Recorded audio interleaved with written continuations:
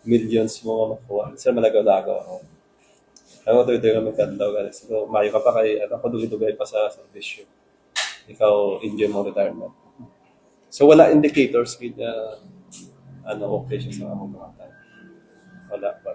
Sir, pending the final investigation report of SOCO, sir, what is the inclination of your investigation naman niya sa inyong side, sir?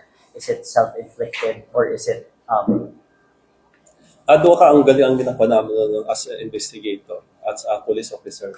Ang ginalanto natin dire is, una is may entry ba nga irregular nga pag-entry is nakita natin is wala. Then even sa higdaan niya, arrange siya maayo. Probably it is one of his traits or personality na kaya bisan dire sa opisina, maid-id siya, mahipid siya sa gamit niya.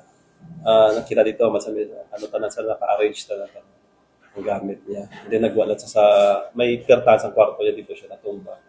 Then we look sa possibility kay may ego siya sa bala kung ano ang pasang entry. Isa lang, initially sabi sa makita natin is isa lang ang ego niya.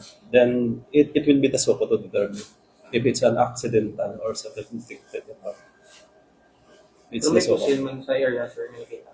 Na yes, oo, nakita ang iyang personal firearm. Considering supposedly si late Lieutenant Colonel Romeo Vargas will be retiring on October 8, 2026. Then may order na siya. Then non-duty status na siya effective July 8, 2026. Then nag-file na siya sang leave niya effective June 6 onwards up to sa NDS niya.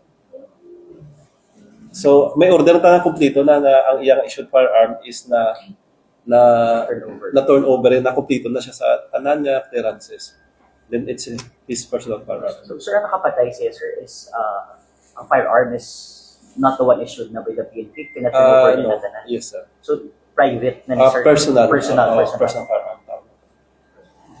Then we're trying to check it regarding sa record sa firearm.